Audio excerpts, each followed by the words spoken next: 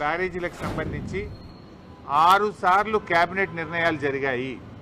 6 సార్లు కేబినెట్లో ఆమోదం పొందిన పేపర్స్ అన్నీ కూడా ఈరోజు కమిషన్ వారికి అందించాం. అంతేకాకుండా 3 సార్లు శాసనసభ అప్రూవల్ కూడా పొందడం జరిగింది. ఆ 3 సార్లు శాసనసభ అప్రూవల్స్ ఎప్పుడెప్పుడు జరిగాయి, ఆ శాసనసభలో జరిగినటువంటి డాక్యుమెంట్స్, జరిగిన చర్చ, వాటన్నిటినీ కూడా ఈరోజు కమిషన్కు అందజేయడం జరిగింది. నార్మల్గా శాసనసభ అనేటువంటిది మొత్తం రాష్ట్రం యొక్క లెజిస్లేచర్ అప్రూవల్ అనేది కేబినెట్ కంటే కూడా ఇంకా ఉత్తమమైనటువంటిది.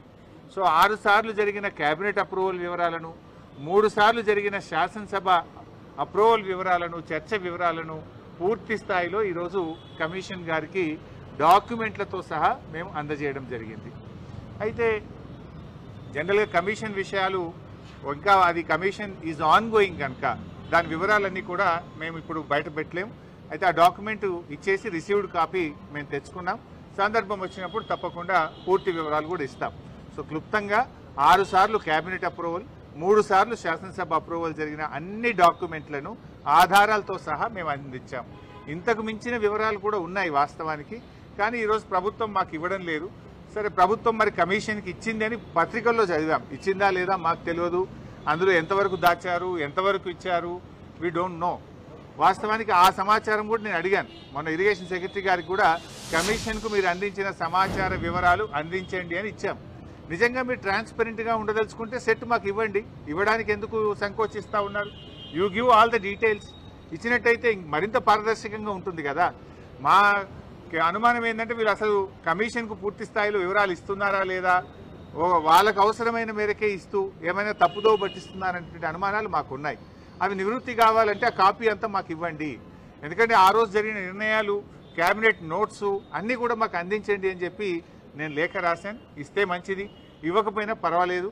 బట్ మా దగ్గర ఉన్న సమాచారాన్ని మాత్రం కమిషన్కు పూర్తి స్థాయిలో మేము అందించడం జరిగింది. ఇకపోతే నిన్న ముఖ్యమంత్రి గారు పీపీటీ పెట్టారు. మొన్న ముఖ్యమంత్రి గారు మాట్లాడిన దాని మీద డీటెయిల్గా మళ్ళీ త్వరలో కూడా మేము మా పార్టీ తరఫున పీపీటీ పెడతాం, వివరాలు కూడా అందిస్తాం. బేసిక్గా చెప్పాలంటే ముఖ్యమంత్రి గారు నిన్న మాట్లాడినటువంటి విషయాలు అవన్నీ కూడా గమనిస్తూ ఉంటే ప్రజాభవన్లో ఏదైతే పవర్ పాయింట్ ప్రజెంటేషన్ ముఖ్యమంత్రి గారు నిన్న ఇచ్చారో దాన్ని బట్టి చూస్తే 50 ఏండ్ల కాంగ్రెస్ పాలనలో కాంగ్రెస్ పార్టీ చేసిన ద్రోహాలను కవర్ పాయింట్ ప్రజెంటేషన్ లాగా, ఆ ద్రోహాలను కప్పిపుచ్చడానికి అది పీపీటీ కాదు, అది కవర్ పాయింట్ ప్రజెంటేషన్ లాగా మాకు కనబడ్డది. ఎందుకంటే ద్రోహాలకు మారుపేరు కాంగ్రెస్ పార్టీ. ఉన్న తెలంగాణను ఆంధ్రలో గెలిపింది కాంగ్రెసే, నీళ్లలో తెలంగాణకు అన్యాయం చేసింది కాంగ్రెసే, వందలాది మంది యువకులను పొట్టనబెట్టుకున్నది కాంగ్రెసే. సరే, ముఖ్యమంత్రి గారు మాట్లాడిన తీరు అదంతా చూస్తూ ఉంటే 2 విషయాలు చాలా స్పష్టంగా మనకు కనబడతాయి. ఒకటేమో అజ్ఞానం, రెండవదేమో అతి తెలివితేటలు. ఒక రకంగా బాధతో చెప్తున్నాను, నేను ఏదో విమర్శించాలని చెప్పట్లేదు, రాజకీయాల కోసం మాట్లాడతలేదు. ఇప్పుడు నేను మాట్లాడేది కమిషన్కి సంబంధం లేదు, కమిషన్ది క్లోజ్ చేసిన. ఎందుకంటే కమిషన్ ఉన్నప్పుడు ఎక్కువ వివరాలు కమిషన్ పరిధి దాటి మాట్లాడకూడదు. What I'm talking is related to CMs PPT. So ఒకటి అజ్ఞానం, 2 అహంకారం. అహంకారంతో కూడినటువంటి అజ్ఞానము, అహంకారంతో కూడినటువంటి అతి తెలివి. ఏంటి, మేము ఏం చెప్పినా ప్రజలు నమ్ముతారు, మేము అబద్ధాలు మాట్లాడినా ముఖ్యమంత్రిగా కుర్చీలో కూర్చున్నా కదా జనాన్ని నమ్మిస్తా అని ముఖ్యమంత్రి గారు అనుకుంటున్నారు. సో 2 విషయాలు, చాలా వివరాలు ఉన్నాయి కానీ సింపుల్గా 2-3 విషయాలు మాత్రమే చెప్తాను. ఒకటి 299/512 ఇది శాశ్వత ఒప్పందం చేసుకున్నారని పదే పదే ఒక అబద్ధాన్ని 100 సార్లు చెప్తే నిజమైద్దనే విధంగా రేవంత్ రెడ్డి గారు, ఉత్తమ్ కుమార్ రెడ్డి గారు వ్యవహరిస్తూ ఉన్నారు. బాధ కలిగేది ఏంటంటే తాత్కాలిక నీటి వినియోగానికి, నీటి పంపకానికి తేడా లేకుండా ఈ రేవంత్ రెడ్డి గారు మాట్లాడుతూ ఉన్నారు. నీటి వినియోగం అనేది కేఆర్ఎంబీ చేస్తుంది, నీటి పంపకం అనేది ట్రిబ్యునల్ చేస్తుంది. నీటి వినియోగం అనేది ఆ సంవత్సరానికి మాత్రమే పరిమితం అవుతుంది, నీటి పంపకం అనేది శాశ్వతమైనటువంటిది. మీరేం చెప్తారు, శాశ్వతంగా 299 సంతకం పెట్టారనే ఒక అబద్ధాన్ని పదే పదే ప్రచారం చేస్తున్నారు. వాస్తవానికి ఆ 299 ఎక్కడి నుంచి వచ్చింది? ఉమ్మడి ఆంధ్రప్రదేశ్లో నాటి కాంగ్రెస్ పాలకులు కృష్ణానది పరివాహక ప్రాంతంలో ఇదే జానారెడ్డి, ఉత్తమ్ కుమార్ రెడ్డి, కోమటిరెడ్డి వెంకటరెడ్డి లాంటి చేతగాని కాంగ్రెస్ నేతల వల్ల, వీళ్ళ పెదవులు మూసుకోవడం వల్ల ఆనాడు కేవలం 299 టీఎంసీలు మాత్రమే తెలంగాణ ప్రాజెక్టులకు కేటాయించడం జరిగింది. దానిని ఆనాటి శాసనసభలో 2014లో అప్పటి ముఖ్యమంత్రి కిరణ్ కుమార్ రెడ్డి గారు ప్రవేశపెట్టారు. అది శాసనసభ రికార్డులలో కూడా ఉంది. ఆనాటి కాంగ్రెస్ ప్రభుత్వం జస్టిస్ శ్రీకృష్ణ కమిటీకి ఇచ్చిన నివేదికలో కూడా అటు గోదావరిలో 968, కృష్ణాలో 299 టీఎంసీలు కేటాయించాము అని కూడా ఆ రోజు చెప్పారు. ముఖ్యమంత్రి గారు కూడా మాట్లాడుతూ 968లో గోదావరిలో మా కాంగ్రెస్ ఇచ్చింది అని మొన్న మాట్లాడిండు. మరి కృష్ణాలో 299 ఇచ్చి అన్యాయం చేసింది అనేటువంటి విషయాన్ని దాచిపెట్టే ప్రయత్నం రేవంత్ రెడ్డి గారు చేశారు.